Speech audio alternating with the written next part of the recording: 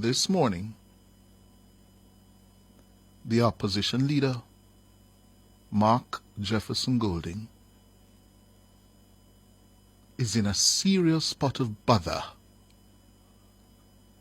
It's a British way of saying you're in trouble. You're in a spot of bother. Yes. Mr. Golding, last week, virtually upended the constitutional reform process. Let me use a simpler word, derailed it, when he declared that, listener, if you're not going with full decolonization, we're not going to participate at all. This notion of going through a phased process must come to an end. He says, you either go full decolonization or nothing. He added, we will wait. We will wait.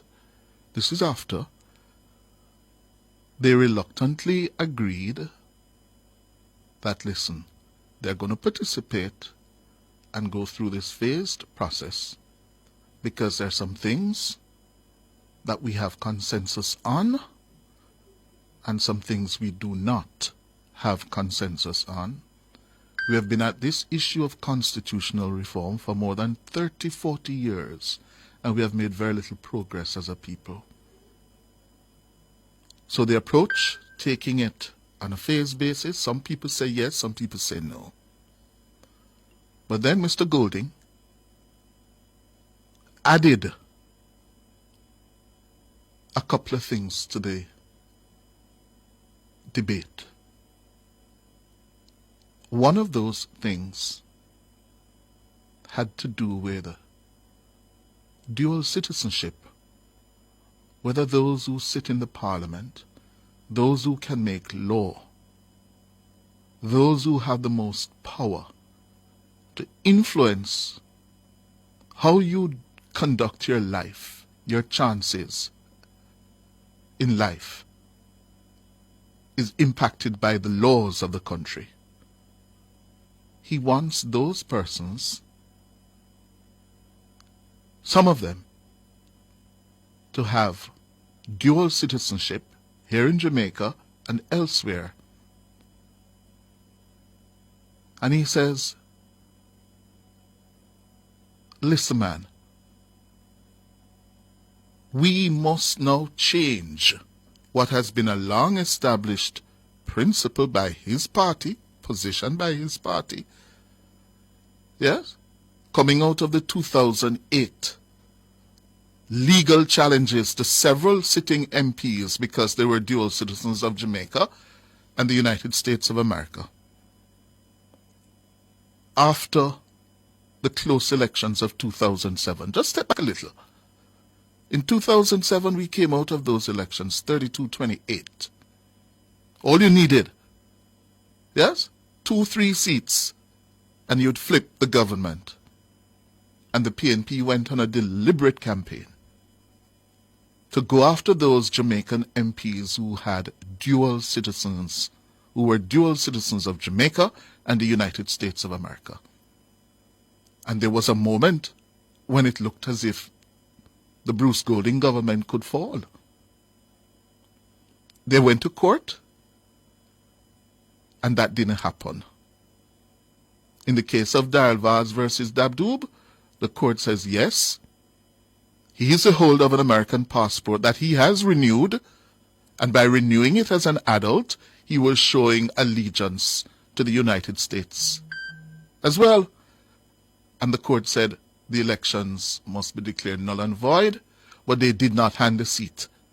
The judge, I think it was Justice McCullough, did not hand the seat to Mr. Dabdoob. She said you had to have a rerun. Mr. Vaz dutifully renounced, contested, and won. But several MPs found themselves in that position. I recall the late Shahini Robinson, yeah, And that was the PNP position.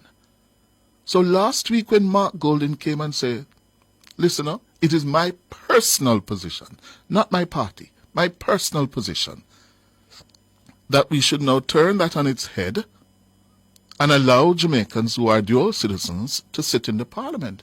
It took a lot of us by surprise. Only for us to be learning now. The Constitutional Reform Committee, which had the PNP's two members, Donna Scott Motley and Anthony Hilton, unanimously agreed that that old legacy of British colonial empire, British empire thinking where if you are a citizen of a Commonwealth country, remember now, brush up on your history, there was a time when Britain virtually ruled the world. British Empire was at its peak, and it had these colonies, far-flung colonies in the Caribbean, Africa, all over the world.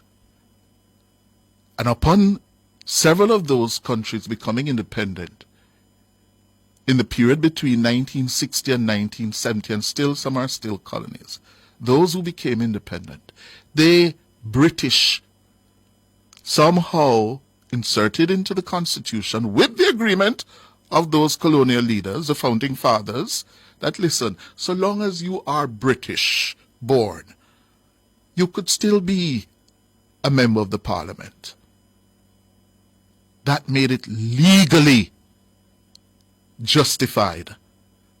So the legal justification was based on the fact that the colonial master, the colonial power, had bequeathed that to us, which is what Mr. Golding is now depending on to justify legally, and he's on solid legal ground. But we know, Mark, you know, Mark, all of us should know that that legal basis was a legacy of our British colonial subjugation and experience. Nothing more. So when he says he was not in favor of a phased approach to decolonization, and he made this statement about not having one foot in and one foot out, it's an amazing declaration that we now have a better appreciation for, because we didn't know up until last week when he was saying it that he was a British citizen still and stand to benefit personally. We're not in favor of a phased approach to decolonization. We're not in favor of having 1 foot in and 1 foot out of the King's Yard. We must either be in or out. Can't be neither fish nor fowl. Time come to deal with this matter once and for all. Generations are going to have to live with this. Jamaican people should have access to justice now, to their final court. It's been denied them from slavery to now. Very few cases go to the Privy Council from Jamaica each year. A small fraction of appeals that are adjudicated by the Court of Appeal here end up at the Privy Council for the benefit of the learning of the final court. I'm prepared to wait. I want generations to come to have a good constitution. I want generations to come to have access to their final court. Shanique Myrie got justice because of her access to the CCJ. She wasn't a rich person. She couldn't afford to take a case to London, but she got justice. The court. Now, good talk. Sounds good. But what we didn't know, what you didn't tell us, Mark, that you were still a British citizen and that you stood to benefit from a change in the position of the opposition People's National Party. You didn't tell us that. It was under pressure that you caved yesterday and told the old lady of North Street that you were still, indeed, a British citizen. So you're now asking us that you, as a candidate for Prime Minister of Jamaica.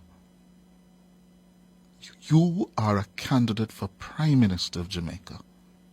That we should vote for you, notwithstanding the fact that you still have divided loyalty between Jamaica and Britain. That's what you're asking us to do. I think the answer is no. You cannot do that. You're either with us during the good, the bad. When the weather is good or we're having storms, you can't jump on a plane and go to UK.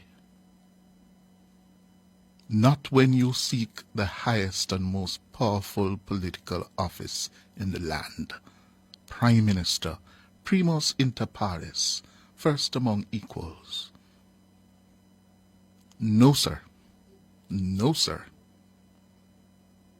You must either renounce or take away yourself from being a candidate for Prime Minister of Jamaica. Time for the break. My hands were steady.